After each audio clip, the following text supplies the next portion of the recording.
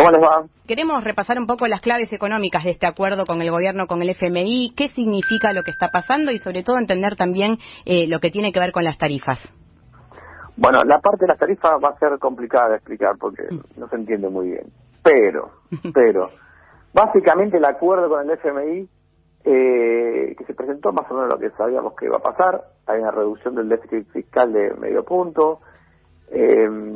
También en 4 años ese déficit primario debería ser 0, donde este gobierno tiene que ajustar 1 punto y el gobierno que viene 1,5. También hay una reducción del financiamiento monetario al Banco Central, del Tesoro, o sea, hay una limitación de cuánto puede emitir el Banco Central para darle al Tesoro, y eso en 2 años tiene que ser 0, o sea, para el próximo gobierno no puede haber más emisión monetaria para financiar el Tesoro. Y el punto de tarifas es que, por lo menos de subsidios, es que el acuerdo implica una baja de 0,6 puntos del gasto primario en el tema subsidios energéticos. Y ahí la cosa se complica, porque no es muy específico el acuerdo aún sobre el tema de cómo se valora ese 0,6. Lo que sí dice es, bueno, más o menos lo que dijo Cerruti el otro día, las tarifas de electricidad no van a poder aumentar mucho más que el coeficiente de variación salarial, 0,8 para el coeficiente de variación salarial en el último año, que lo pongo 40% de aumento para la mayoría de las personas, y para los que estén con subsidios o planes sociales solamente el 20% del coeficiente de variación salarial, que es un 10%, ¿no? También eso para electricidad. Para gas se le eliminan los subsidios al 10% más rico y después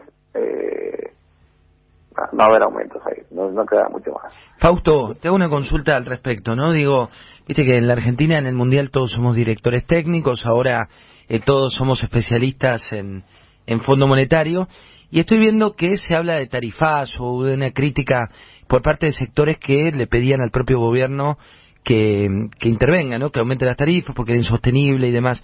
¿Cuál es tu análisis? Digo, porque parece que quisiéramos una economía mágica, ¿no? Donde todos sean ingresos y pocos sean costos.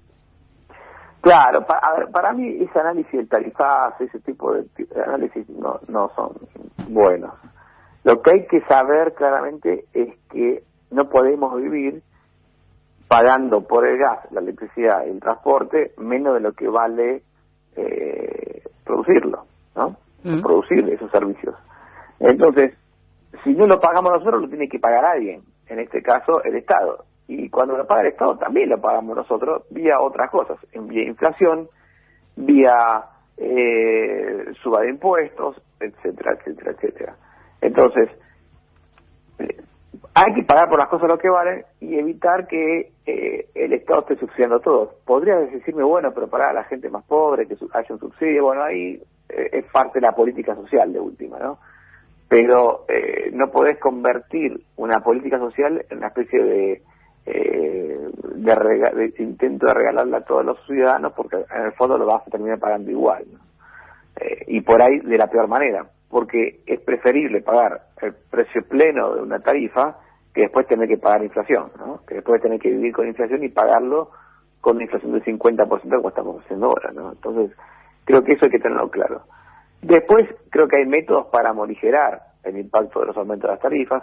De hecho, en el acuerdo con el FMI, uno de esos métodos está, vos sabés que en Vaca Muerta, con las mejoras tecnológicas y los avances en la inversión que se ha hecho ahí, bueno, hoy el gobierno puede bajar el costo de la energía de Vaca Muerta de $7.50 por millón de BTU, que es la medición de la energía de gas, a $3.50, ¿no? Entonces, eso va a reducir los subsidios, de hecho está aclarado en el acuerdo con el FMI. Eso es una forma de morigerar. La otra sería bajar impuestos a la electricidad, al gas, etcétera, porque así como están las cosas, cuando el gobierno aumenta la tarifa, pongámosle como para hacer una tarifa, una boleta de 1.000 pesos, y de 1.000 pesos pagás 500 pesos o 400 pesos de impuestos, si la tarifa aumentara al doble, bueno, los impuestos también se duplican. ¿No? Entonces, se podría tratar de evitar ese impacto. Hay otras medidas para morigerar esto, pero lo que me parece que es un error es tratar de evitar los aumentos mediante subsidios, ¿no? Porque eso se termina pagando de la peor manera. Estamos hablando con Fausto Spotorno, él es economista. Fausto, ¿qué podemos esperar para los próximos meses referido a la inflación? Mira, referido a la inflación, yo creo que los números están siendo relativamente malos. En febrero nosotros nos dio 4% la inflación de febrero, más o menos, un poquito más alta que enero incluso.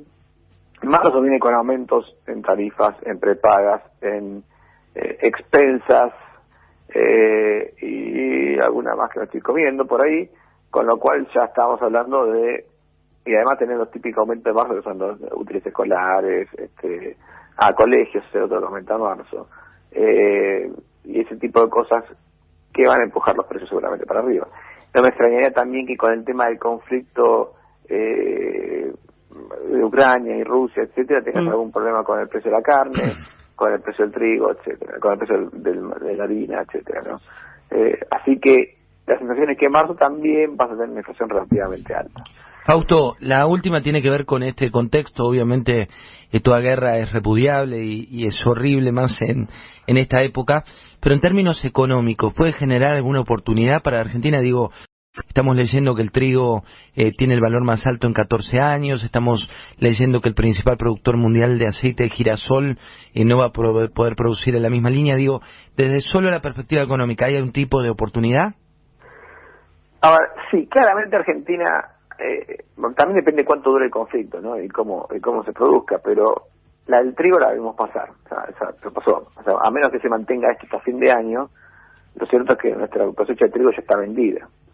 Pero sí vamos a poder aprovechar esto en lo que es maíz, donde Ucrania es un gran productor, aceites como aceite de girasol o aceite de soja, porque si falta aceite de girasol se puede reemplazar por aceite de soja, y obviamente la soja. Y eso nos va a dar unos 4.000 millones de dólares más de exportaciones. También es cierto que vamos a importar más por el lado del petróleo y gas, pero los cálculos que tenemos nosotros es que aún en el peor escenario salimos ganando por lo menos 1.000 millones de dólares de la balanza comercial, ¿no? Donde salimos perdiendo es en la cuestión fiscal, ¿no? Porque si este gas se tiene que importar al precio actual de gas licuado, la verdad que es un agujero del fisco, ¿no? La otra posibilidad es que no se importe directamente gas, y bueno, que habrá cortes, ¿no?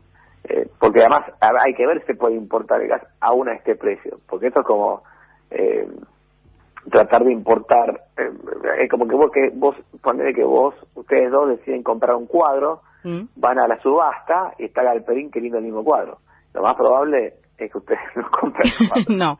Acá pasa lo mismo.